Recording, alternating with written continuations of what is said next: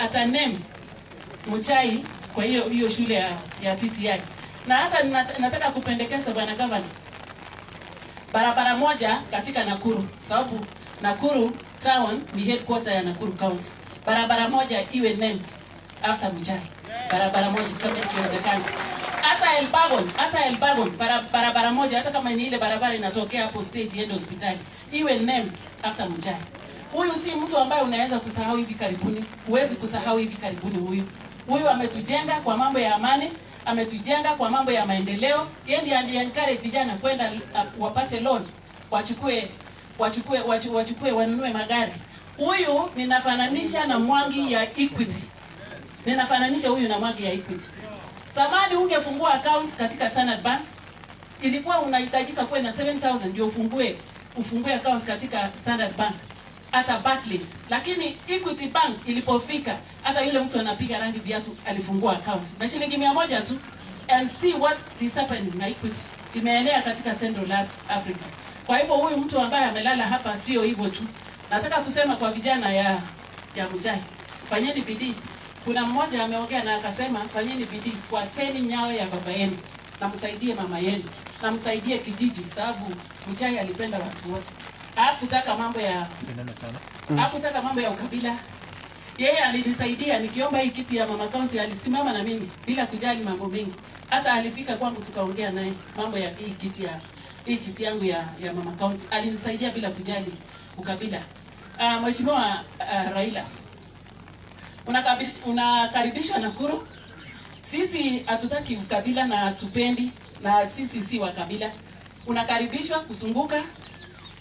Mimi ni mmoja ambaye nimefanya campaign bwana Mheshimiwa Yamolo, usikaribie. In 2002 I was campaigning for Kibaki. Nilikuwa nikikampaign kwa Kibaki. Imagine, during that time I was campaigning for Kibaki. That was 2002. Alafu 2007 I was campaigning for Raila. I was campaigning for him. He knows. Ngawa tulimaliza campaign hatujayo na nimemuona leo mara ya kwanza.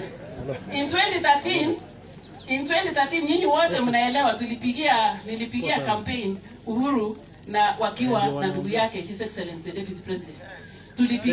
Tulipigia debe, si mnaelewa, tulikuwa Jubilee. Lakini si tukaambiwa hameni kidogo, msonge muende mtoe mjenge nyumba yenu. Hakuna shida. Ninataka kusema hivi, hakuna ukabila Nakuru. And coming, God willing, hii njia ambayo tunaenda sasa, we are almost there. August 2022, you can tell by my colors whom I'm going to support. Sababu hii ni set moja. Nilifanyia Uhuru 2013 na tukaomba Mungu na akapata. Akakuja tena akasema anataka kura tena 2017. Miaka ngapi? Simuseme miaka ngapi? Na huyo ndugu yake ni miaka ngapi? So niko huko 20. So let's pray for one another. Ile kitu tu tunahitaji kufanya ni kuomba Mungu atusaidie. Na tutegemee Mungu kwa kila jambo. Na Mungu atatupatia answer. So Nakuru is very peaceful. Watu ya Nakuru, wengine waone muko. Hatutaki mambo ya vita katika Nakuru. Hatutaki. Mama county ninasema amani milele amani.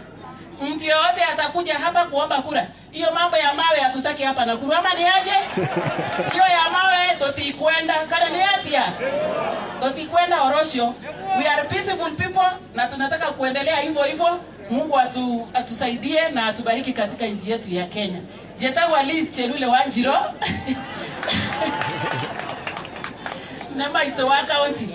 Na bado nitatetea hiyo kiti yangu. Sijamaliza sababu mambo yangu inaenda na mambo ya amani. Sijamaliza. Togo dia hamwe na inywe. Nengo ukarenge. Twaye. Nengo. Unata mbona msemi unata? Bas. Mungu awabariki sana. For those who are traveling far, muende salama. Bwana Mheshimiwa Ali, hakuna mahali tumekutana mkutano kama viongozi ya Nakuru. Na kwa kusema kweli, mkulima ya viazi wako na shida. Tumepitisha act ya 2019 ya viazi. lakini implementation ni shida. And because agriculture is a devolved function, tafadhali muone vile mta implement. Hata kama ni kujengea wakulima cold houses or cold stores in their various villages or in their various wards, ni vizuri ndio wapate kitu. Sisi tuko kwa shida. Hiyo mambo ya mafuta inatakikana kusukishwa. Hatuoni kwa nini watu wanafinywa. Huyu mtu ya Nairobi, huyu kijana wa Nairobi, huyu kijana mrefu ameongea vizuri sana. Vizuri sana. Sisi tuko na shida, mnasikia watu wanauana, wanafanya suicide. Ni kwa sababu ya mashida ambayo wako nayo. Forest ifunguliwe. Wacha miti zinapotea na watu wamelipa pesa. Forest bwana Tobiko, fungulia watu forest. Hiyo miti ambayo unafikiria unaitetea ama unafikiria unaiweka ndio itupatie mvua, zote zimeanguka chini wakati ya mvua. Kuna haja gani siwe wasted? Patia watu wapasue mbao, wakate miti na wapande ingine. Mungu awabariki sana, asanteni. Asante sana Mheshimiwa Liza Cherule. Na naona kuna my colleagues ambao wametoka kutoka Nairobi. Lakini kabla nimuite mama Nairobi, mimi kuna picha naona iko mzuri sana hapo. Unaona venye Mheshimiwa Senator amekaa vizuri hapo na Jacob. Mimi naona ile amani iko katika nchi yetu. Hawa wawili sidhani wangekaa pamoja siku nyingine, lakini wamekaa vizuri. Nimeona wanaongea vizuri na hiyo ndio tunataka kwenda mbele. Na ndio maana tunawaambia nyinyi wananchi ndio wajinga, ndio mnapiga. Pale umeona sisi sote tumekaa kwa jukwaa. Nani amepiga mwingine? Nani ametukana mwingine? Mimi nakaa hapo na Lia nakaa hapo na Susan anakaa hapo na Raila anakaa hapo na Pasaris anakaa hapo na Junet, tunakaa kwa amani. Lakini nyinyi ndio mnapigana. Tafadhali tujifunze kitu moja kutoka kwa viongozi ambao wamekuja hapa siku leo. Mheshimiwa Esther Pasaris, mama Nairobi. Unajua alafu kuna vijana wako hapa nyuma walikuwa wanataka namba yako, lakini nikawaambia siwezi wapatia. Karibu sana mheshimiwa.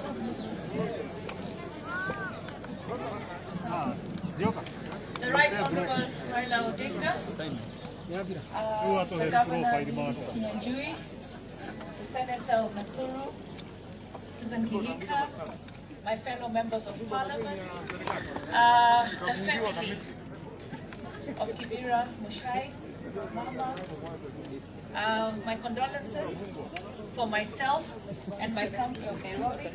I'm actually humbled and honored that the Right Honorable Raila Odinga chose me to come here today. Nimefurahi sana kufika hapa leo kuongoleza na familia ya Muchai na pia kukutana na watu wa hii county. Kitu nataka kusema hapa, hatujakuja kupiga siasa na hatutaki siasa mbaya, tunataka siasa ya maendeleo.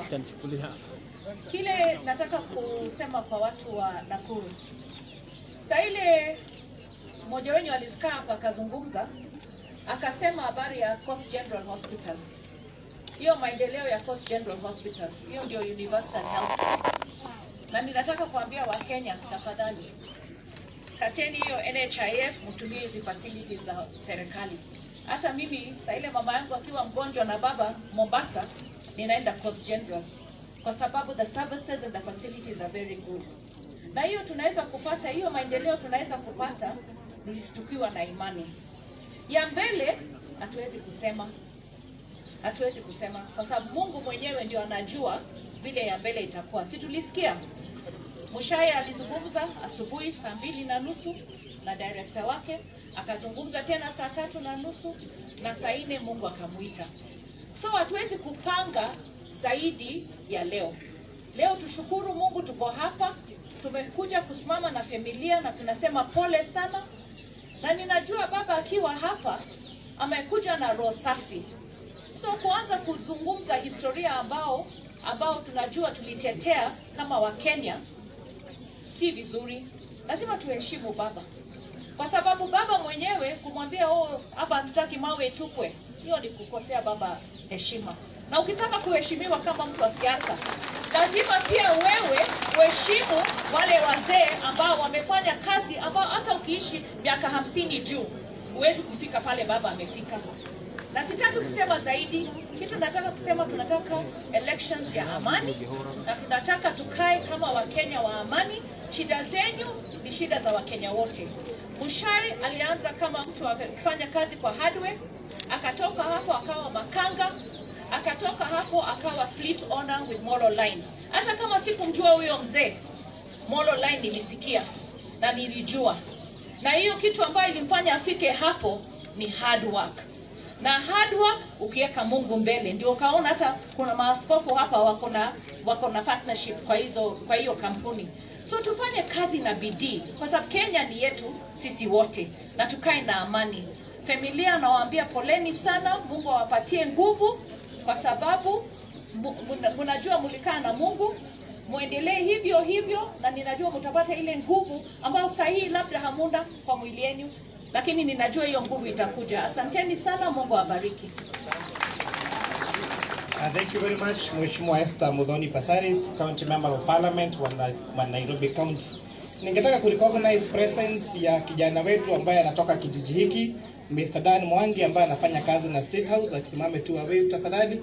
Tumpigie makofi kijana wetu Dan Mwangi. Ningetaka pia kurecognize CAS ile kama assistant minister wa kutoka industrialization, Honorable Karanja. Tafadhali tumpigie makofi, tumshangilie kwa makofi.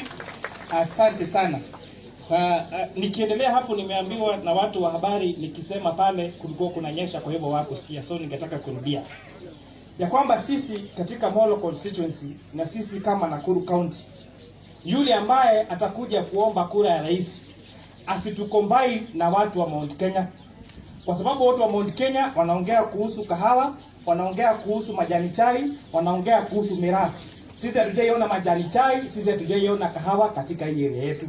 Sisi tunajua viazi, tunajua mahindi na tunajua misitu yetu ambayo tutakuwa tunaharvest. So yule ambaye atashikilia hiyo sekta, sisi huyo ndiye tunaumba mkono. Ya pili, mara yote tunapiga kura, lakini ikifika kwa kuunda serikali, we are not considered katika kuunda serikali. Inakuwa wale ambao wanachaguliwa, saa zingine tunapigwa na raia ni kama sisi tufanye kazi. Kwa sababu tukienda kule kwa national, hakuna mtu wetu ambaye tunaweza sema huyu ni wetu anaweza kutetea. Kwa sababu hawa mawaziri hakuna ambaye anatoka ile yetu. Ukiangalia waziri wa barabara anatoka Murang'a. Waziri wa maji anatoka kule Nyandarua. Hakuna ambaye anatoka hapa Nakuru County. So whoever we give our votes to must assure us, sio kura yetu tu kumpea wakati tunapiga kura, lakini kuhakikisha kwamba ametushikilia. Na ya mwisho tukakubaliana na hawa watu, this time around wamechoka kubadilisha, wamesema this time around chapati itaiva side yote mbili, kekeo watasema tano tena ili endeleze hapo pengine, na Mungu awabariki. Ningetaka kuchukua nafasi hii kumkaribisha na kuona mheshimiwa wetu Chief Whip, na Chief Whip wetu naona atanipiga kiboko kwa sababu ni mdosi yangu, so wewe ndio utakaribisha mkubwa yako. Ningetaka kuchukua nafasi hii kumkaribisha wa senator Mheshimiwa Susan Kihika akuje apeana remarks, alafu mtuandikie tafadhali. Karibu sana mheshimiwa wetu Susan. Wapi makofi ya mheshimiwa Susan Kihika? Asante sana mheshimiwa.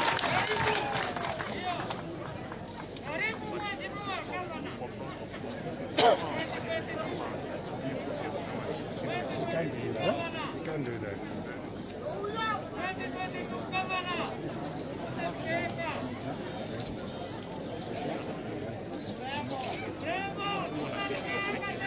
Haya. God is good and all the time, and that is his nature. Hata wakati kama huu. The Right Honorable former Prime Minister Raila Odinga, the Governor, the Women Rep Nakuru, Women Rep Nairobi, the Area MP, Mheshimiwa Whip Junet Mohammed, all my colleagues, I hope I have not left anybody out, Presiding Bishop, and the other Bishop Moirore, I'm sorry, and then Bishop Washira. Thank you so much for being with us, for the sermon, and for everything, and all the clergy that is represented here today. Niseme kwanza pole sana, and the family, first of all, and the family, I'm so sorry. Ya Mama Mushai, your children, brothers na sisters wa Mr. Mushai, na familia wote na marafiki na Elbagon na Molo wote kwa ujumla. God is good once again. Now pia ni kwa huzuni sana na nimeleta pia pole zangu na the county at large as well. Na Mr. Mushai tumekuwa na yeye mara kadhaa. In fact nimekuwa kwa hii familia. Hawawezi zima, tuna zetu pia. Msijali, tulia. So tuseme pole sana. Na pia niwaelezee, nitaongea lakini nasikia Junet Mohamed atakuja nyuma yangu, lakini niko pia na message ya kuwasomea kutoka Deputy President William Ruto. Kwa hivyo tutawacha nitamaliza kuongea, Junet ataongea alafu nitarudi tena. Hapo ni sawa? Thank you very much. So kwanza niseme kwa Mr. Mushai Kipera, hiyo ndio example ile kali sana ya hasla. Ni mwanyita hau? Tondu kaingi twiragwo hasla ni kuga ni muthini. Hasla ti kuga ni muthini. Hasla ni kuga ni mundu wathire cukuru akiingira technical training agituika akiendia hardware store. Akiuma hau agituika manamba na tatigo twerwo. Agicoka akiuma hau akicokaniriria andu akimarehe hamwe makihingura sako iyo ya Molo line. Na tatigo ogwa thiete agikaga atia. So hasla ni kusema kwenda juu progressively, hiyo bottom up. Kuthi igoro guo ukajia hamwe na walipoanzisha hiyo sako line, hiyo Molo sako line, akaweza kuemploy a lot of youths. Vijana wengi wakapata kazi na many investors pia wakaweza kufeed their families. So nataka tu muelewe, when we talk about hustler, that is exactly. Na ndio maana nimeona hiyo, hata nimesoma hiyo story nikaona, my goodness, there is not a better example of a hustler hapa kaunti yetu and in Kenya than hiyo ya Mr. Mushai, from how he has progressed. Na pia niseme it is also a good example ya vile katika government ya Jubilee kulikuwa na hiyo vision ya technical institutes, the TVETs. Kwa sababu umeona sio lazima mtu aende university ili aweze come up with kuweza kuendesha biashara yake, employ people, to have a successful business, to have a successful home, a successful community member na mambo kama hayo. So with that, it is a great example. Pia kuna kitu kingine moja nimeona muhimu sana, yenye inaoneshana kabisa Mr. Mushai ni mmoja wetu kabisa. Hiyo maneno ya harambe kwa kanisa. Can we give him claps for that, tafadhali? Hiyo imenigusa sana. Nimeona alikuwa mmoja wa wale walijenga kanisa ya AIPCA. And I have also heard he has been very supportive in contributing kwa harambe za kanisa na za community. So in my mind naona hakuna any other example of a Kenyan mwenye tunaweza sema has lived the life ya kusaidia wengine, ameinua familia, ameinua community, ameinua biashara, ameleta soberness katika matatu industry na pia amejenga kanisa. So may God bless him and may God also give him eternal rest. Pia niseme nishukuru pia the right honorable former prime minister. Niseme kuna kitu moja pia nataka kukushukuru. Nimeona pia umesema katika agenda za 2022 lazima tuongee maneno ya economy. So for that, can you clap for him? He has done very well and he has agreed we must talk about economy. Na ndio mnasikia tukisema hii maneno ya bottom up na waelezea pia akona yake hata kwa blueprint yake ya youth. Nimeona amerecognize boda as a very important sector. Kwa hivyo naona maneno iko sawa. Si hivyo? Let people compete kwa platform ya vision zao. Ama ni aje wa Kenya? Ni aje watu wa Elbagon, watu wa Molo, Nakuru County in general. Yani tumetoka ile that time ya kusema competition is based on tribe, is based on regions, sijui umetoka wapi, wewe ni tribe gani. Hapana, tuletee your vision, tutaangalia zote and then we shall pick the best. And the best man will win. Si ni hivyo tu? Kwa hivyo pia wacha pia tuache kuuzia watu woga, my friends. Tutia kwenderia ke? Kai kurari otakwina haro. Eko haro. Kada kwina haro goko. Kwina haro goko Elbagon. Tau tuondo ni tuumire ko ututuraga tugicokio na thutha tukerwo thayo ni maturenda thayo, and we stand for peace, and we shall not allow anybody to take us away from peace. But stop selling fear. You are talking like there is imminent war coming. Niye ndari go ndio ndaikara hau ndathikiriria ndari go atiriri kainike kana nike itowe tuwe hamwe. So we are peaceful people. All we want to do ni kuwa na an environment that will enable us kufanya biashara kama wa Kenya. So we are not concerned ati sasa lazima huyu waingie ama huyu waingie ili tuweze kupata peace. Actually, when Uhuru and Ruto walikuja pamoja in 2013, wakaform Jubilee, walisema hata it is better wa lose viti na wa lose hiyo election ya 2013, but kuwe na peace. And we have sustained and maintained that peace. Now we shall not step away from peace. Hapo ni sawa? Na kama kuna mtu watakuja kuchocheza, tunawaambia kwanza wapeleke mabibi zao na watoto wao wakapigane kabla wakuje kutuambia maneno ya kupigana.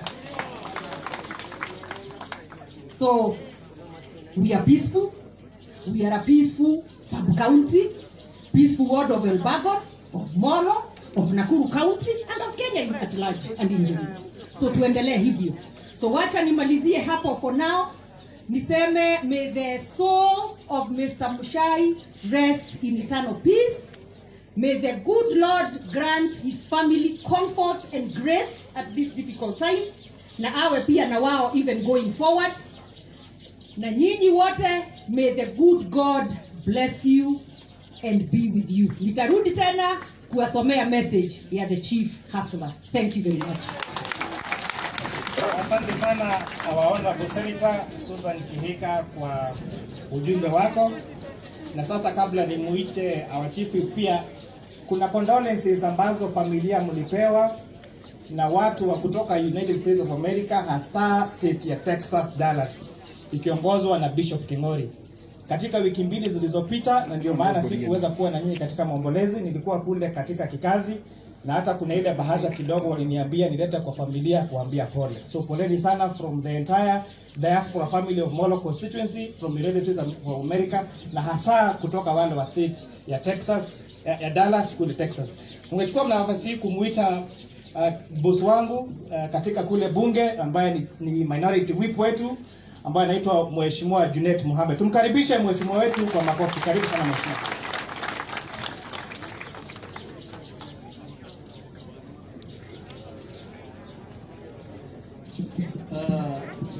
Familia ya mzee Muchai, askofu na wananchi wa Elbagon na wananchi wa Nakuru kwa ujumla, Bwana asifiwe. Bwana asifiwe tena. Mimi sina mengi la kusema. Kwanza nataka kutoa rambirambi zangu kwa familia ya mzee Muchai. Nataka kusema poleni sana kwa kupoteza shujaa ambaye historia yake imeandikwa vizuri sana, ambaye amebadilisha maisha ya watu wengi, ambaye amekuza biashara mpaka ikakuwa kubwa. Hiyo ni legacy ambayo ni kubwa sana, na ningependa kusema poleni sana. Mungu aweke palipema na Mungu afariji, asimame na familia na mama Muchai. Na tumekuja hapa, jambo la muhimu ambayo imetuleta hapa ni kuja kufariji familia ya mzee Muchai na kusema poleni sana. Tumekuja pamoja na baba. Baba ndio ametuita. Mimi sitaki kudanganya nyinyi ati nilikuwa najua mzee Muchai. Sikuwa najua yeye. Baba ndio alinipigia usiku zima akaniambia kuna mzee mmoja muhimu amefariki, tafadhali twende tumfariji, tuseme pole kwa familia. Tumekuja kwa hiyo. Baada ya hiyo, mimi sina mengi la kusema kwa sababu kwanza nilikuwa nafikiri mvua itaniharibia leo nisiongee na kwa. Kumbe Mungu ni mwema, amesema atawacha mvua haraka ili niseme kitu. Jambo la kwanza nataka kusema ya kwamba vile mmefahamishwa, mimi kwa majina naitwa Junet Mohamed. Mimi ni mbunge wa huko Suna East, huko Migori County. Na mimi kwetu ni huko Mandera. Nimechaguliwa huko Migori. Nimechaguliwa na Wajaluo, sijachaguliwa na Wasomali.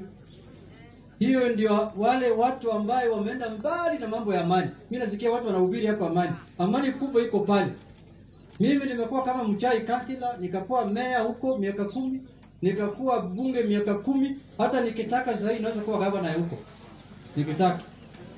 Watu ndio wanaishi pamoja namna hiyo huko, na wanawacha. Tulikuwa watu 8 ambao tunachaguana, na wakawacha Wajaluo 7 wakachagua mimi. Hiyo inaonyesha kwanza vile watu wameenda mbali na mambo ya mali. Lakini mimi nimeona sifa ya mzee Muchai. Tena ni mtu ambaye ameanza sifa yake kutoka chini sana, ambaye ameendesha biashara ya juu. Ile kitu sijasikia kila mtu ameambia hapa ya kwamba mzee Muchai amefanya biashara kwa hali ya juu, lakini hajawahi iba kuku ya mtu. Leo sijasikia hiyo. Ati mzee Muchai aliiba kuku ya mtu hapa ndio akakuwa tajiri. Hiyo ndio ile sisi tunapinga. Hatupingi mtu kutoka chini kwenda juu. Hiyo ni mzuri sana, lakini usichukue kuku ya mtu. Fanya biashara mpaka uende wapi? Hiyo ni ujumbe nataka kuacha hapa na kufu.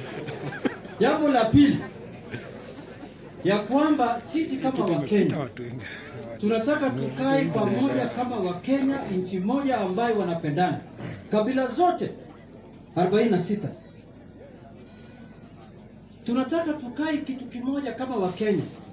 Sisi hatutaki kujishughulisha nani atakuwa kiongozi, nani atakuwa. Hiyo Mungu ndio anajua. Lakini lazima tukae kama Wakenya pamoja. Na sasa kama tunataka tukae kama Wakenya pamoja, lazima tufanye vitu ambayo zitapeleka Kenya mbele. Sisi tunaongozwa kama mrengo wetu na chama changu na baba. Baba ni mtu ambaye ameona mengi. Kwa jana hii wanasiasa sasa hizi wamekuja siku hizi hii ya kama Chinese wanatembea kila pahali. Hii watu original hii ya Japan. Kwa jana hii kuku ya grade hii ya broilers. Sisi kuna kuku ya kienyeji hapa. Kwa jana hii broilers ndogo hii wanatembea hapa hii. Ambaye kama umekosa sindano hata hawezi kutembea. Msikia hiyo? Sisi tumeona mengi, ndio maana tunataka tulete Wakenya pamoja. Ndio tunataka Kenya ikuwe kitu kimoja. Na mambo ambaye sisi tunashughulika naye saa hii sio mambo ndogo ndogo. Sisi tunataka kushughulika na mambo makubwa. For example, sisi tunataka kujua ugavi ya rasilimali ya nchi itafanyika namna gani. Equitable revenue sharing.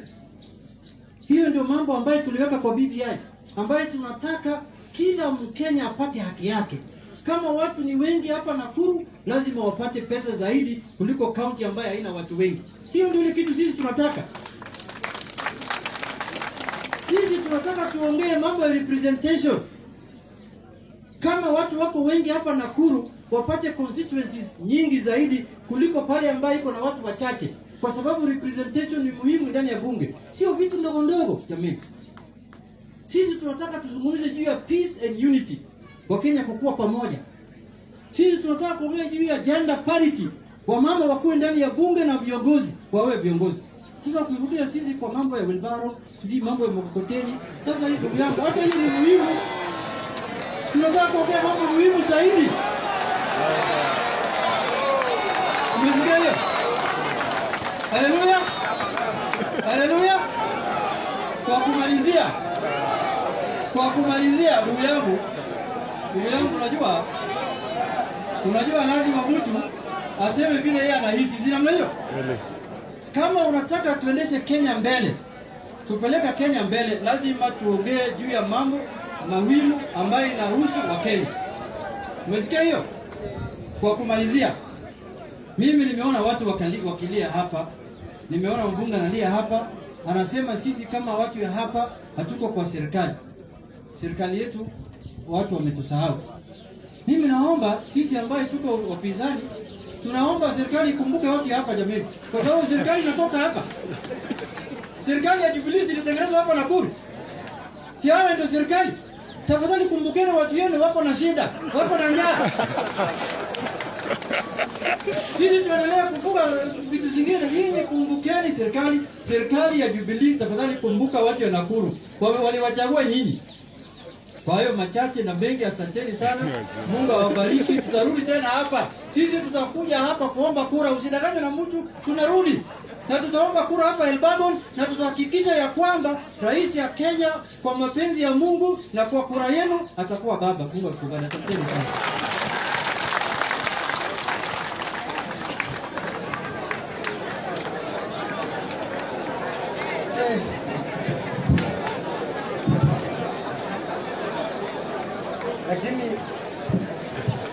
lakini hapo kwa kuku ya kienyeji na kuku ya broiler mimi si kienyeji, mimi si broiler.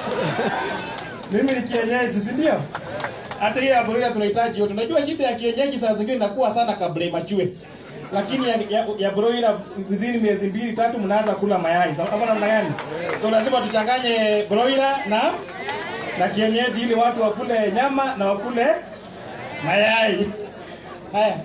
Sasa tafadhali Mheshimiwa Susan somba tribute ya Mheshimiwa Deputy President wetu, alafu baada ya hapo niweze kumwalika His Excellency the Governor. Karibu sana tena.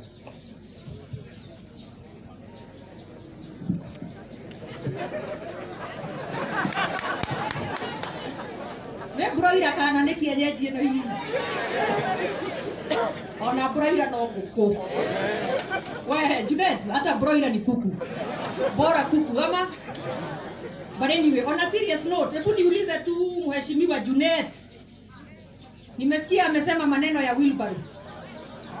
Niulize. Wanapeana machungwa. Wanapeana machungwa. Siwachana na yeye. Kabisa. My point is this. Hata kama simbo ni wheelbarrow, si ni simbo? Sio kusema kwao kwa sababu wao ni machungwa wanapeana machungwa. Kwa hivyo sio kusema tunapeana wheelbarrow. Si ndio hiyo? It is just a symbol. Hapo umeelewa Junet? It is just a symbol. Because I'm sure unaelewa. Ya pili, wewe. Ya pili, Nakuru msidanganywe. Katika sharing of revenue, the proper institution is the Senate of the Republic of Kenya. Na pia wamepatiwa other agencies that guide in that. So it was not safeguarded within the BBI. Second, katika BBI, maneno ya constituencies, nimekuwa nataka kuelezea hapa. Kuna IEBC na imepewa kazi every 8 to 12 years kureview population and boundaries. So hiyo yote pia inaweza fanyika outside of the BBI. So we did not need to go through billions and billions to bring that. And if we are genuine, we can do it without the BBI. Ya mwisho kabla nisome. Mheshimiwa Governor uko hapa. Tumepata very many vaccines, chanjo za corona. Kutoka the UK, kutoka America, na sasa nasikia hata India itatuletea. So we have over 2 million zenye tumeletewa so far. Nataka ni kuombe kama county government, make sure every corner of the hospitals, watu wetu wakitaka kuchukua chanjo waweze kupata. Na nyinyi wananchi tafadhali niwaulize kwa heshima. Please, when the vaccines are available, kila mtu tafadhali achukue. It is the only way we can open this country back up and save ourselves from people dying. Hapo si sawa? Kabisa. Alafu niko hapa from the office of the Deputy President. Mheshimiwa His Excellency William Samoei Ruto. His condolence message for the family of the late David Kibira Muchai. We have lost a diligent and focused figure who flourished in transport sector business. In transport sector business, David Kibira Muchai was a self-starter, steadfast, zealous, and enterprising. He was bold and broke scores of barriers to set strong and high standards in the business world. Mwalimu was visionary and committed person with immense potential to transform the society. He was simply an inspiration to many young and upcoming entrepreneurs. We honor the rich legacy that Muchai leaves behind. He will be missed by all. Our sympathies and prayers are with the Muchai family, their loved ones, and the Mololine fraternity during this very tough time. Rest in peace, Mwalimu, from His Excellency William Ruto, na pia niko na message nyingine yenye nitapatia family. So that is his message, and I will let him know that mumeipokea, I hope. na nitaipatiana kwa family. So thank you very much. God bless, and as may Mr. Muchai's soul rest in peace. Thank you. Asante sana Mheshimiwa Susan Kihika wa Senator. Na nikiita Mheshimiwa Governor, ningetaka kusema tu haya mambo ya hospitali zetu za kaunti yetu. It's good to appreciate ya kwamba ile mradi ulianzisha ya maternity wing ya Nyayo Hospital inaendelea vizuri, na ile outpatient unit ya Molo Sub-County Hospital inaendelea vizuri. Pale nimejenga KMTC na nilikuwa na shida kwa sababu hiyo KMTC hatukuwa tunapewa nursing, but now it's done. So thank you very much. And with this time ningetaka tumkaribishe kwa makofi His Excellency the Governor of Nakuru County, Mheshimiwa Lee Kinyanjui ya kuja kuongelea. Karibu sana Governor. Asante sana.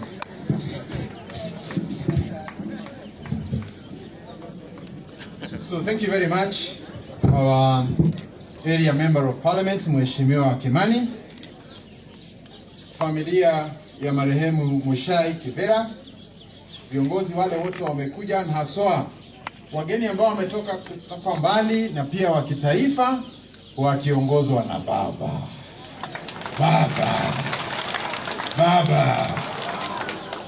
Baba has never been to Molo or Nakuru for a meeting like this. So we want to salute you and thank you for being with our community. During their times of sadness, during their times of despair, you are with us. We shall not forget you.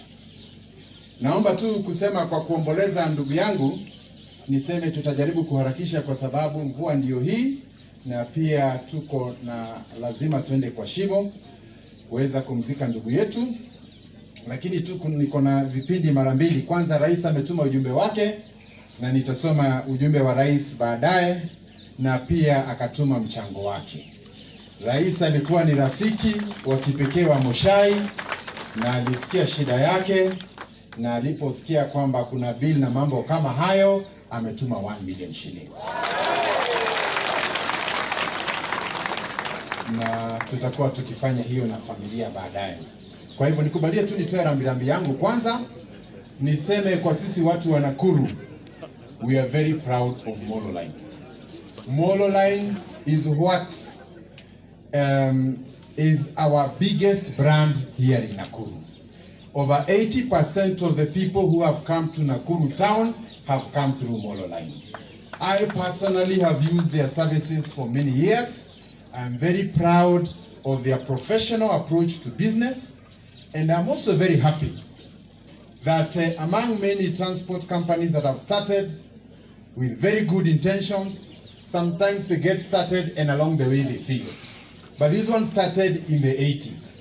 And up to today, between Muchai na Mzee Bumasu ambao ndio wanzilishi, I am told we have over 400 vehicles, wanaajiri watu zaidi ya 500 na wanalipa kodi katika hii nchi yetu. And these the people we want.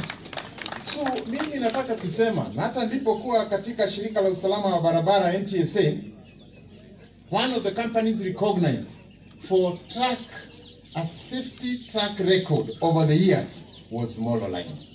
Kwa sababu hata kabla tujasema lazima uweke hii safety belt, they were already doing it. Kabla tujasema madereva waweke uniform, they were already doing it. So we are here to salute you for being an example of a company run between very modest people, and today you are multinational. You are one of the companies we can stand and say we are proud of you. Na kama vile mnajua, every town and every country must showcase what they have produced. One of our most profound products here katika mambo ya chakula, tuko na lamb ambayo inatoka hapa Molo. Inaitwa nini? Molo lamb. Our second brand is a Molo Line transport company. So we are proud of you. And through them, Muchai and Bumasu have taught us you can start from anywhere and also grow. Na mimi nawapatia shukrani sana kwa kazi hiyo, for your resilience and the good work that you have done. And also to confirm that this is a good example to anybody who wants to start business, that you don't need to steal, you don't need to do anything, you can start small and God will bless you. Just have the right principles in business, talk to customer care vile tumeambiwa hapa, na biashara yako itazidi kuendelea mbele.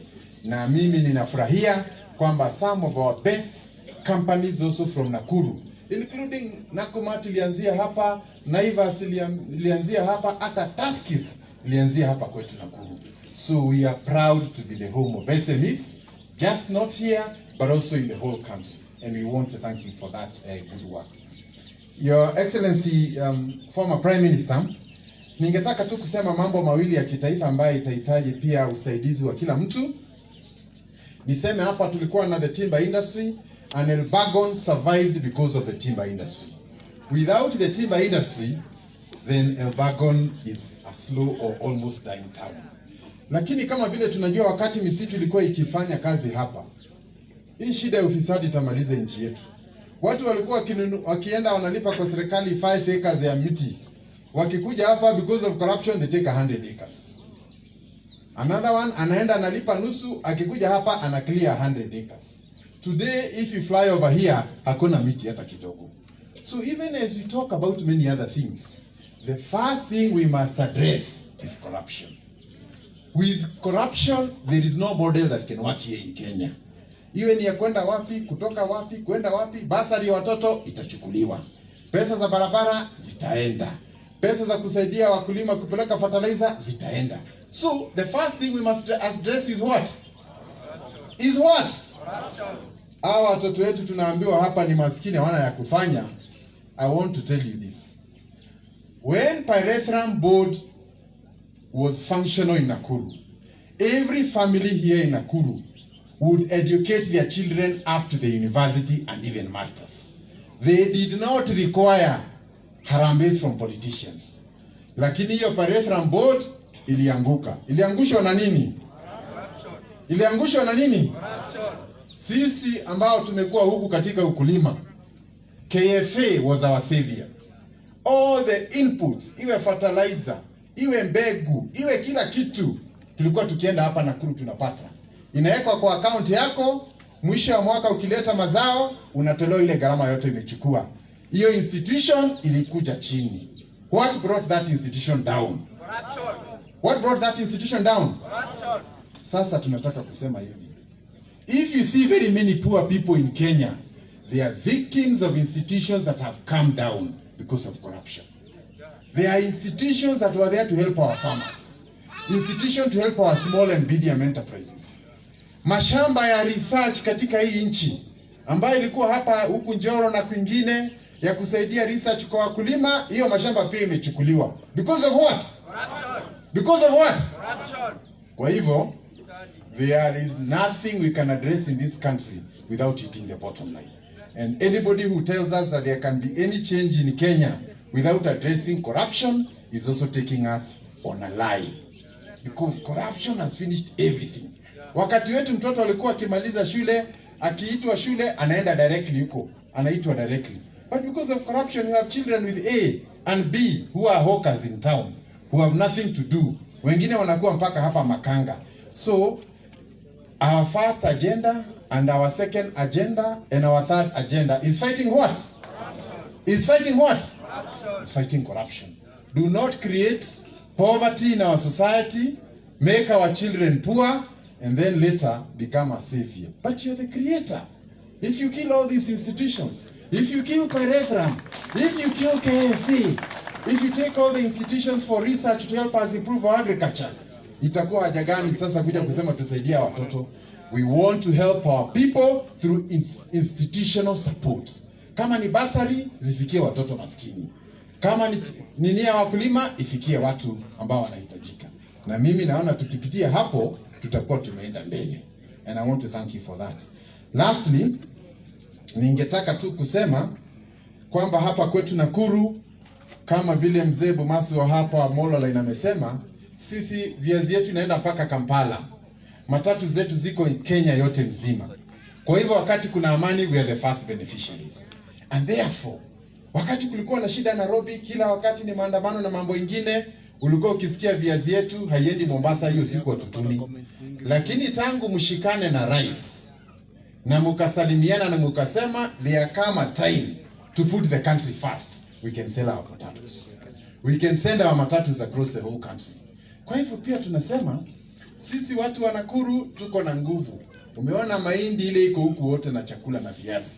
So we don't need handouts. All we need is an environment to sell our food, to do our business, and safety for ourselves and the property that we have here. Kwa hivyo tutakuwa pia tukiomba katika uchaguzi ambao tunaenda, hatutaki tokenism. Tokenism ni kupatia mtu peremende. We are not interested in peremende. Tunataka safety and security to do our business. Tuishi Molo, tuishi Njoro, tuishi Maunaro, wale watu wetu wa Lamu mpaka Kitale na kila mahali wafanye kazi yao bila kuogopa. Ukitupatia hiyo, we don't need anything else. We don't need anything else. That is all we ask you. Now, Your Excellency, also on behalf of the people of Nakuru, I also want to thank you. Because Rais Uhuru Kenyatta, ingawa anatoka pande ya Gatundu huko Kiambu, sisi tunajua safari yake ya siasa ilianzia hapa Nakuru. Na wakati wale tulichagua waende wakamsaidie walipokuwa waasi, ulikuja na ukamshika mkono. Na mkaweza kuhakikisha kwamba serikali inaendelea mbele vilivyo. On behalf of the people of Nakuru, we want to say thank you. Na tunasemanga undugu si kufanana. Ni nini? Ni nini? Ati undugu si kufanana. Undugu ni kufaana. When we needed you, you were there. You kept the country going. The bills in parliament were going. Mambo ya budget ikapita. Mambo ya kulete peace katika nchi nzima ukatusaidia katika hiyo njia. Kwa hivyo sisi kwa niaba ya watu wa Nakuru, I can only say a big thank you. Na mimi mwenyewe binafsi nimepiga kura sasa karibu mara 5 ama 6. Na katika hiyo miaka yote mimi sijaipigia wewe kura. But in the coming year, I see that changing. I see that changing. I see that changing. Kwa sababu nimeona na nikajiuliza, sasa kama sasa ile tuko na shida, wewe ndio umekuja ukatushikilia karibu. Kama sasa ile tunataka rais ako na mambo anataka ipitishe, umekuja ukashikilia yeye karibu. Kweli hili nitokori wane muthuri ucio. Nitokori wane muthuri ucio. Turagithania. Tutigeriganirwo na ithuĩ tumenye ũũ tuikaraga gũkũ nĩ ũndũ wa kwĩbanga. Kana tiguo? Tugaikara tũrĩ andũ ogĩ. Na rĩmwe ithuĩ ona tugaga ona gwatuka tutikomaga na maitho mothe. Nĩtũtigaga rĩmwe rĩkĩte atĩa? Rĩmwe rĩkĩte atĩa? Turagithania. Rĩu aya mokĩte gũkũ gũtwĩra maũndũ matarĩ na njĩra gũkũ. Hĩndĩ ĩrĩa twendaga mũnene wa bũrũri-rĩ, tũrĩ twamwĩta gũkũ akagũka. Mathĩna maitũ mothe nĩ kũmathiragĩra. Kana tiguo? Kwa hivyo mimi ningetaka kusema wakati utakuja tuzungumze siasa. Leo sina uwezo wa kuzungumza siasa sana, lakini tu niwahakikishie kwamba kwa niaba ya watu wa Nakuru, sisi tutakaa na tutaangalia wale viongozi ambao tutafanya kazi nao. Na haswa in particular, mimi as a leader for Nakuru, I want to assure you, the handshake team, najua chama hazijakuwa formed vizuri, but the handshake team is going to sweep Nakuru. From Molo kwenda huko kote, we are going to sweep this area. Kwa hivyo hata wale wajumbe na MCAs wale ambao wanataka, know where your future is. And the future is going to be there. Ya mwisho, ningetaka tu kumaliza kwa kusema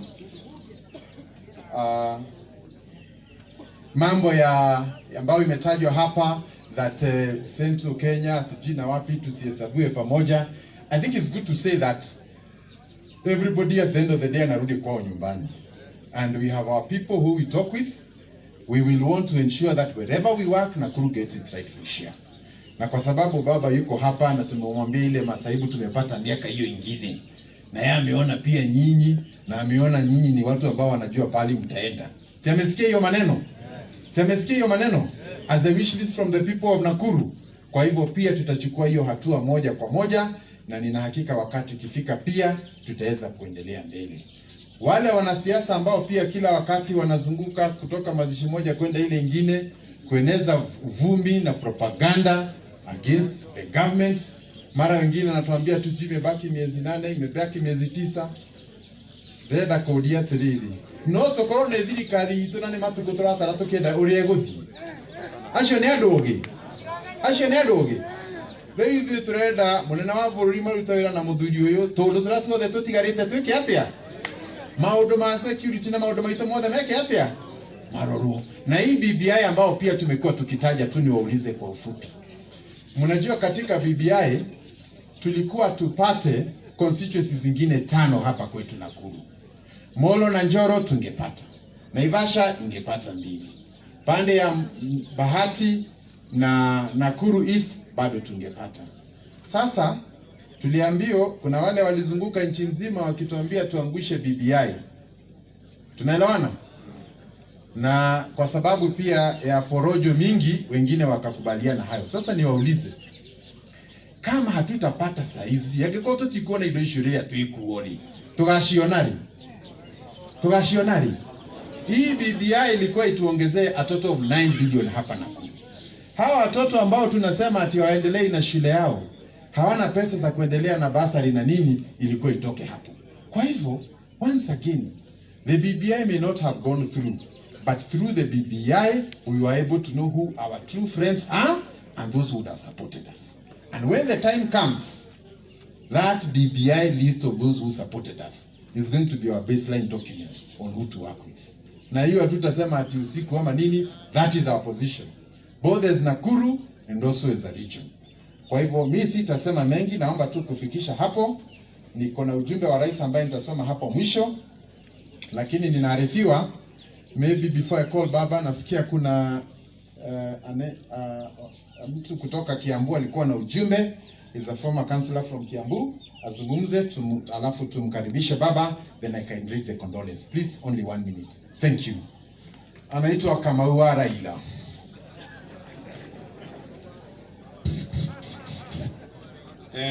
Family ya rafiki yangu Mushai, wakazi wa Elbagon, Muriega, gwito Muranga tikiambu ni nyumete Muranga, na gwito Muranga na gwikoru tukagenyene cia mwathani nindenda kumugeiria Muriega. Mimi nilimjua marehemu wakati wa vuguvugu la 1990. Tukifanya kazi chini ya jemedari Mheshimiwa Mungai. Yeye alikuwa akisema matatu zinasimama, na mimi ilikuwa kazi yangu ni kutoa vijana to make sure mambo imeenda vile imekuwa. Hao ni watu wamenyana na Mushai. Wakati wa 2007 huyu Mushai alinituma kwa huyu, akanambia kumetokea vurugu Kenya nzima na Molo Line imekuwa affected. Nenda umwambie hakuna gari yetu hata moja ilipigwa kule Kisumu. Kule Kisumu walifukuzwa lakini hawakupigwa. Ni kweli chairman ama ni urongo? Ni kweli? Gekinyeria muthuri ucio ifoti. Kuma hau muthuri ucio tukoretwo nake gwetwo Raila kuma 1990 maima detain na muthita Raila Odinga. Kana mundu gwetwo Matiba. Na kuma hii ndarĩ tutie twatigana. Ihinda rĩa siasa nĩ rĩroka andũ aitũ. Na mũndũ nĩ eragwo akaigĩrwo haha, na ũgacoka ũkaigĩra haha, ũkarora rũitũ kũrĩa rũrĩ. Niĩ ngũmũhe kaũndũ mũthiĩ mwĩcirie, mũndũ ecokie kamũcemanio. Hĩndĩ ĩyo mũraigua ihinda rĩa Kibaki tosha. Kĩũndũ gĩtiarĩ Kibaki tosha. Kibaki nĩ arwarire, na arwara arĩ na thĩna wa mũgongo. Gwĩtuĩka Kibaki nĩ agũtwarwo mũrĩmo. Mũthuri ũyũ akĩnjĩta akĩnjĩra tũthiĩ tũkaimagarie Kibaki. Tũgĩthiĩ airport. Twakinya airport tũgĩkora mũndũ wĩtagwo Kibaki atĩ athia na gĩtĩ kĩrĩa gĩtagwo economy. Twĩ hamwe? Economy nĩ ta third class. Mũthuri ũyũ akiuga president wake ndangĩthiĩ na economy. Tũkĩgeria kuonia na mũndũ wĩtagwo Naikuni acenjie tigiti, Naikuni akĩrega tondũ arĩ wa thirikari. Tũgĩcoka taoni tũgĩthiĩ tũgĩkomba mbeca na mũthuri ũyũ, tũgĩũka tũgĩcenjia tigiti wa Mwai wa Kibaki akiuma economy agĩthiĩ first class. Twĩ hamwe andũ aitũ? Twĩ hamwe andũ aitũ? Nĩ mũranjigua wega? No ndũrĩa ũrĩa wa magegania atĩ Kibaki nĩ abondete kana nĩ aikarĩire gĩtĩ, koguo no mwaka angĩarutirwo hau arĩ economy athiĩ first class. Anake arĩa twarĩ nao Raila nĩo maturirie maru magĩthondeka kĩndũ gĩtagwo stretcher. makiruta mundu wetagwo Moi wa Kibaki hau makimutwara first class. Muthuri no wabata kana ti wabata? Mutikigire ndo kiro. Twe hamwe ndo ito. Twe hamwe ndo ito. Todo inywe ndo rogoro. Mzee anataka kukwambia hakuna mtu ambaye yuko katika Central Kenya ambaye hana watu wao katika Rift Valley. Kweli urongo? Kweli urongo? Mimi watoto wa baba yangu mkubwa wako hapa Elonguroni. Na wakati ule tabu inatokea upande huu, mimi naitwa. Mweko igatiriri. Mweikareire geteke. Itina niwe weke. Ira nyangu iria. Twe hamwe ndo ito. Todo muthuri o tware ndugu. Mwikari getei mwikari bas unaniweka wega ni mweka ati todo muthuri o tware ndugu na heka we bonyidaga rekeinde muinire twathiaga tukenete rugendo rwitũ karugo kauge kama umau na kunu kutororete. Asanteni. Asante Kamau. Naomba tu kuchukua nafasi hii to welcome the Right Honorable Prime Minister Raila Amolo Odinga.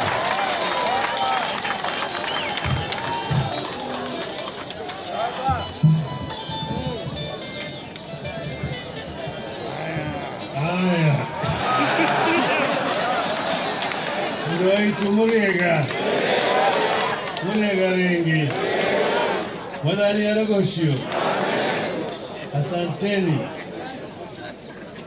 Tumekuja kusindikiza ndugu yetu, rafiki yetu David Kibira Mungai.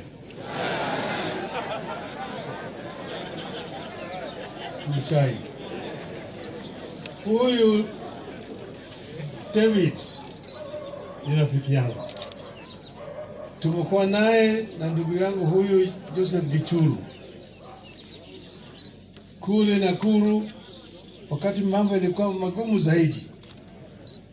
Na kwa hivyo niliposikia Njenga Mungai ndiye aliniambia mimi ati David amelala, nikasema mimi nitakuja.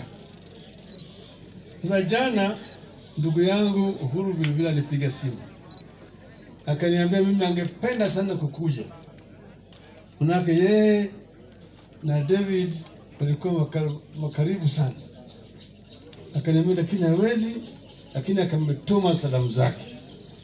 Yeye mwenyewe alituma salamu zake. Umepokea? Umepokea? Story ya vile wengine wamesema hapa ya David ni story ya ukakamavu. Yaani mtu ambaye ametoka chini na ameenda juu. Unaweza kufananisha na story zingine katika ulimwengu. Mtu ambaye anaitwa Toyota. Toyota alikuwa ni fundi ya baskeli. Alikuwa anatengeneza baskeli. Baadaye akitoka hapo kaenda kuunda hizi maskuta. Ili pikipiki ya skuta ile ya kina mama. Akatoka hapo akaanza kutengeneza pikipiki yenyewe. Baadaye akaingia sasa akaweka ile inaitwa 4-cylinder engine. Akaweka kwa frame gari. Alafu baadaye sasa ikatengenezwa, ikaanza kuuzwa kidogo kidogo. Watu wengi walikuwa wanaogopa. Wengine kaanza kununua. Mpaka wakati Toyota ilikuja hapa Kenya hii kwa mara ya kwanza, watu walikuwa hawataki kununua. Maana wakati hiyo vitu kutoka Japani ilikuwa inajulikana kama iko na low quality. Lakini sasa Toyota imekuwa world brand. Mr. Toyota alianza huko chini kama fukara, akaenda juu. Mwingine anaitwa Bwana Hilton. Hilton alikuwa ni maskini, akawa baadaye akaenda kama maarifa aenda kamekopa pesa kwa mtu, kanua naye rangi ya viatu na brush ya kupiga viatu. Sasa ukikuja namna hii, anakwambia wewe, naona kama kiatu yako yuko na vumbi, tafadhali kaa chini. Alikuwa na kiti, kuna kiti yeye nakupiga wewe rangi namna hiyo. Baada ya kama mwezi mmoja, akamapata pesa ya kutosha, akarudishia yule ambaye alimkopesha yeye, akaenda akaweka kiosk. Anapiga rangi hapa na kiosk iko hapa. Hiyo kiosk ikazaa kiosk nyingine. Baadaye akaanza mkahawa. Hiyo mkahawa baadaye ikazaa ingine. Baadaye hiyo ikakuwa hoteli. Hoteli hapa, hoteli hiyo nyingine hapa, kaenda kwa miji zingine. Baadaye sasa kaenda ikawa brand. Iko Hilton New York, Hilton Tokyo, Hilton London, Hilton na Cairo, Hilton Nairobi. Yote ilianzwa na Mr. Hilton. Hii ndio kama hii ya ndugu yangu huyu Bwana Muchai. Ulianza kidogo namna hii, ikafika mpaka kawa ni Molo Line, ambaye ni national brand. Si ni kitu mzuri? Heko sana. Inawezekana. Mimi husema kila mara ati tunaweza. Wakati walipokuwa wanapigania uhuru, walisema tunataka mboberi watoke, ili sisi kama Afrika tujikomboe, tujitawale, tupigane na maadui wetu matatu makubwa: ugonjwa, ujinga, umaskini, na wanne sasa na utawala mbaya na kidhulumu na kimabavu. Haya ndio yalikuwa ni maadui, wakapigana mpaka mzungu ametoka. Ndio naona katika wimbo wetu wa taifa tunaanza kusema Mungu bariki nchi yetu ya Kenya, haki iwe ngao na mlinzi, tukae na undugu, amani na uhuru, raha tupate na ustawi.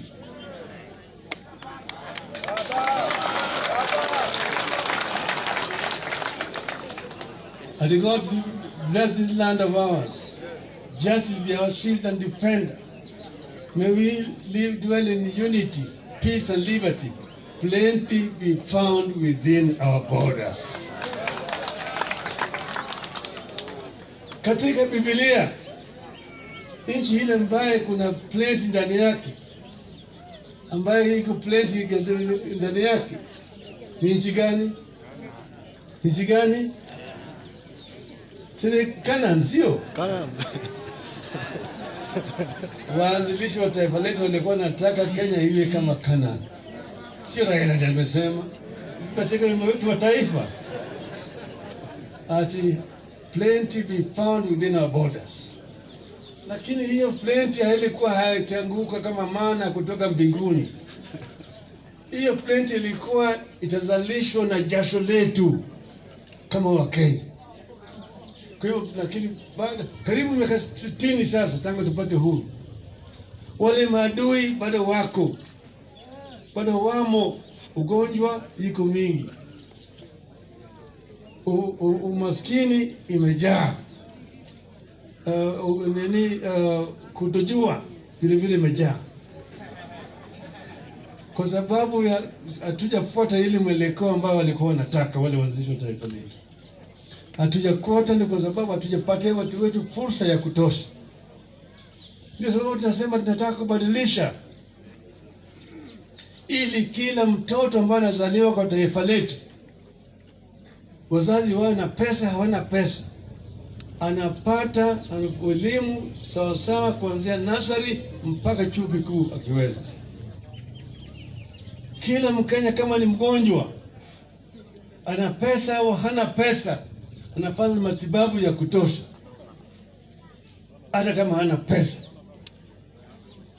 Wakati huu nakuta watu wetu wengine wagonjwa wameshikwa kwa hospitali ati kuna bili jalipwa. Sangine maiti imeshikwa kwa hospitali ate mpaka milioni si ngapi lipe ndio maiti ibashiriwe huru. Sijui kama wanataka kukula hiyo maiti.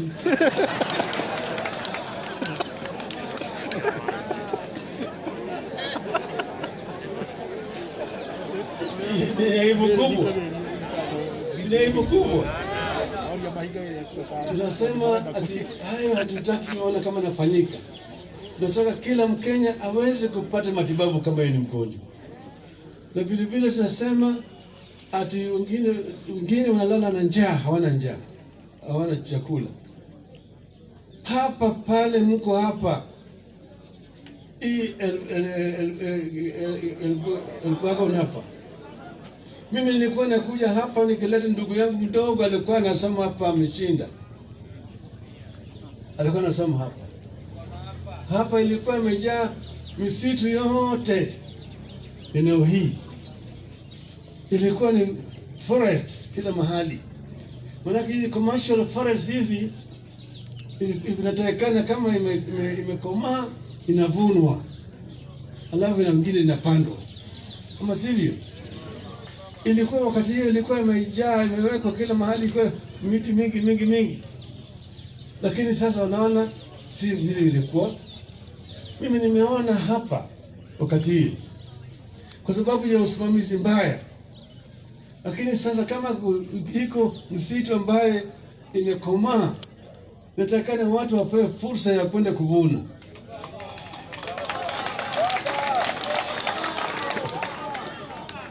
Ufukara imejaa hapa, na mimi naishi Kenya. Elbagon sasa imekuwa ni mji ambaye kuna ufukara mingi. Hapa zamani watu walikuwa naishi hapa walikuwa watu ambao wajuu Afrika, hata Afrika walikuwa wako na mali. Wengine walikuwa wanafanya kwa wazungu na kadhalika. Lakini sasa utakuta hapo ndani ya Elbagon town mahali kama ni inaitwa Kasarani. Ufukara zimemaliza huko. Simejaa huko sio? Watu wanarundikana na hakuna kazi, hakuna chochote. Hiyo haya yote tunasema hatutaki kuona kama katika taifa letu. Waanzilishi wa taifa letu walikuwa hawataki haya. Tupigane na ufukara, umaskini. Wengine kama ni tafute mahali wengine wapewe mahali ya kwenda kukaa kama eka 5,000 wawe settle sawa sawa. Sisi tunataka kuleta mabadiliko kamili. Nilipokuwa na Kibaki tuliketi chini na wataalamu na tukachora inaitwa Ruwaza 2030 Vision 2030. Hiyo Vision 2030 ilikuwa kutoa Kenya katika hali ya ufukara mpaka hali ya utajiri by year 2030. Sasa tuko kwa 2021, imebaki miaka 9 peke yake. Tunaendelea peke yake. Tungekuwa tumefika pale. Ni sababu tukaleta ile inaitwa flagship project ya kuinua timu yetu.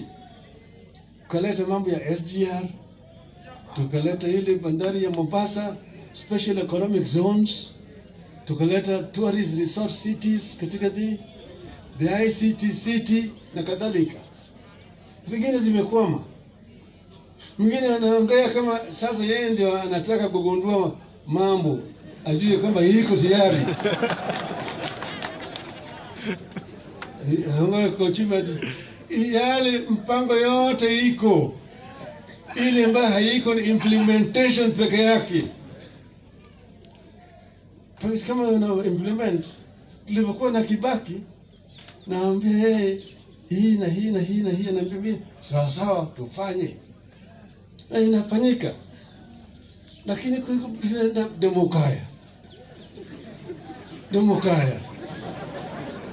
Ugonjwa tena kuu ambayo tuko naye ni ugonjwa ya ufisadi. Corruption. Ambaye sasa ile mtu anaingia pale, yeye ni membamba kama sindano.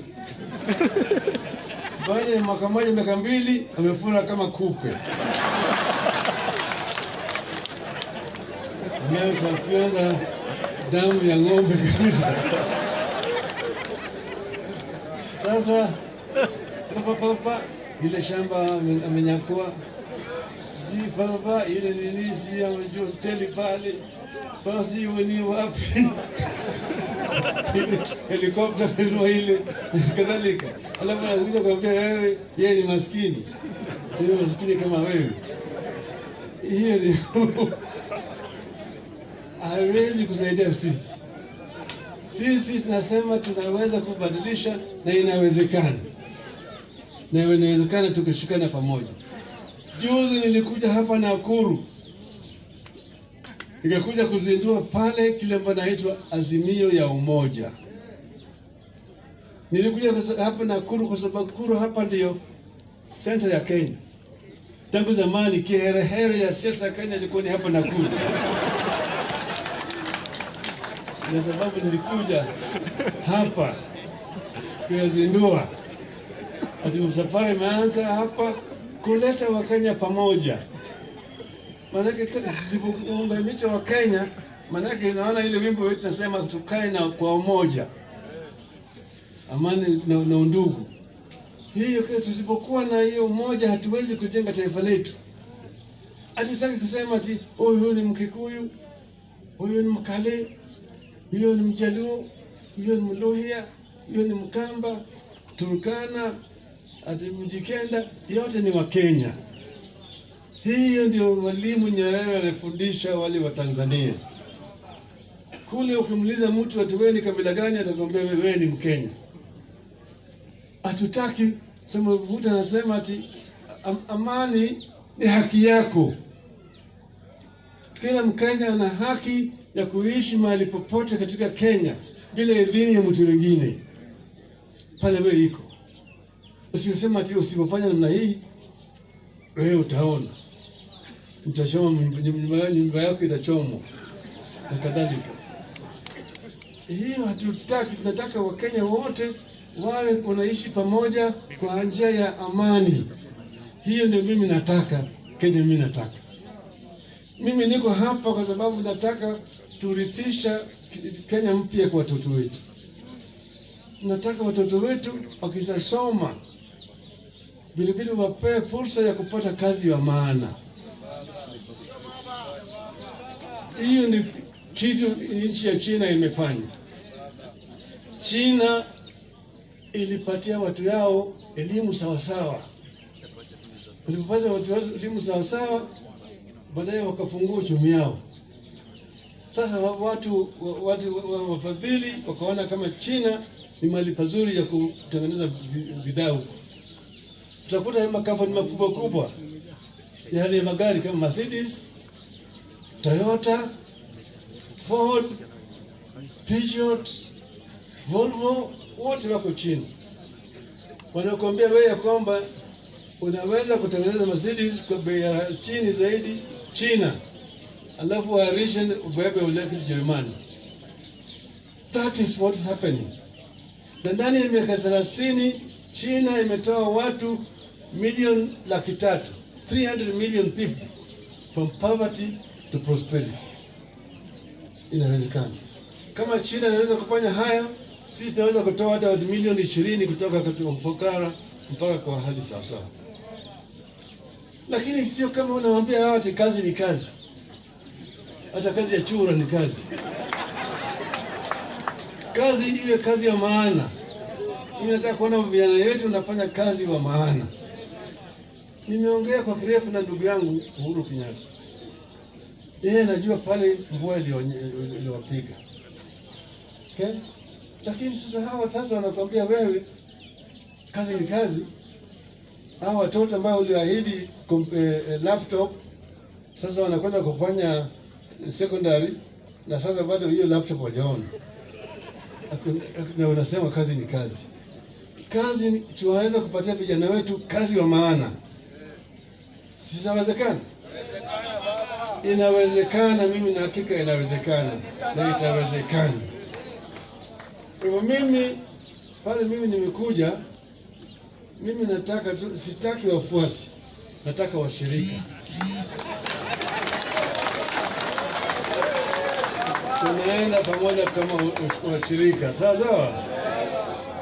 Tunaenda ili tupende tunyonge hii, sawa sawa.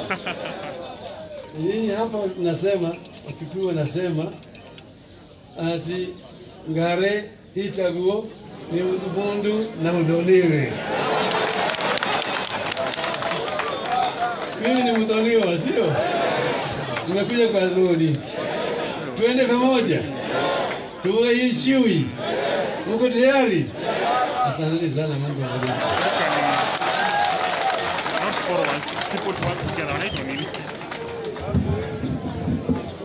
Asante. Wapi makofi mzuri ya baba? Asante. Kama vile nilisema hapo awali, kwanza ni kushukuru wale wote ambao wamekuja, and in particular our Prime Minister Raila Amolo Odinga. Thank you for coming. And now people know Baba has been around. And Baba has spoken. Thank you. Sasa naomba tu kusoma kwa ujumbe kutoka kwa Rais.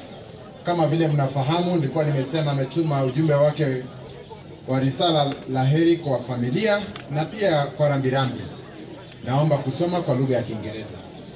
It is with deep sorrow and sadness that I send you this message of condolence and encouragement following the death of Mr. David Kibera Muchai, a former Brazilian professional footballer, that is Edson Arantes, popularly known as Pele, once said that success is no accident.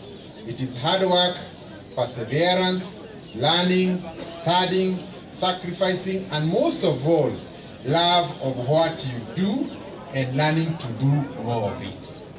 These words accurately describe Mr. David Muchai, whom we really know for his vision, born with exceptional leadership qualities and endowed with unique gifts and talents. His vision and determination transformed the country's public transport sector and brought the much needed sanity and created opportunities for all who served in the matatu sector. His brilliance saw him rise from a tout to one of the most influential public transport companies. Indeed, we appreciate his input in formulating policies and laws to govern the public transport sector. His idea about public service transport attracted many Kenyans to invest and also create many opportunities for the youth. Today, majority of Kenyans have come to appreciate his visionary leadership in the sector and will remember him many days to come. As a founder and pioneer of the Molo Line services, Mr. Muchai sought to provide skilled and professional transport services that revolutionize the industry that we see today. A practical person who understood the importance of mobilizing resources to create wealth, Mr. Muchai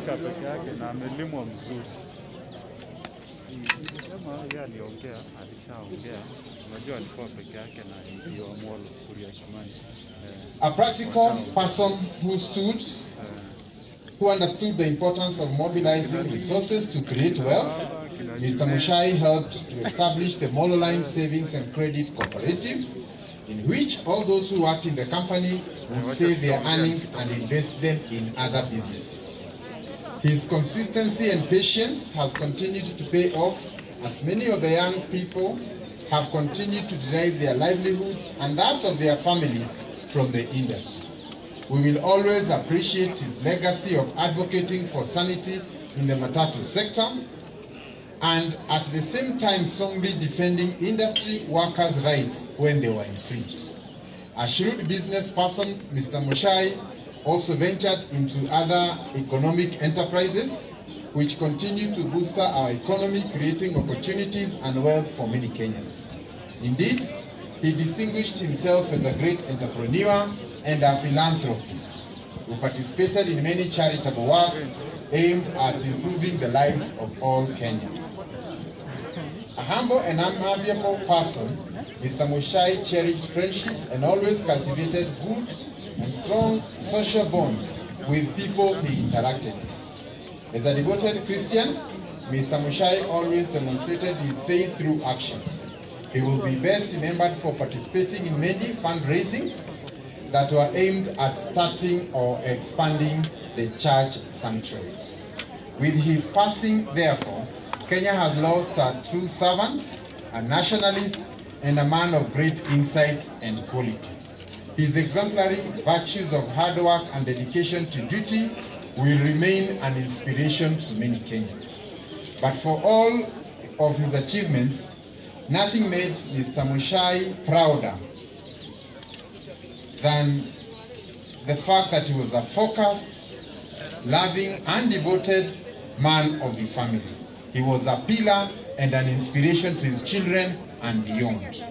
Although he has left us, his inspirational life will always remain a shining legacy to his family and the community which he served. To his close family members and relatives, I pray that God will continuously shed his abundant love and peace to your lives. I also pray that God's grace will pour upon you. May you be encouraged by the scripture as recorded in Psalms 73 verses 26 that says, "My flesh and my heart may fail, but God is the strength of my heart and my portion forever."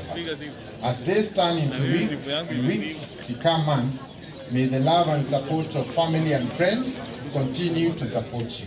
And much love from Uhuru Muigai Kenyatta, President of the Republic of Kenya.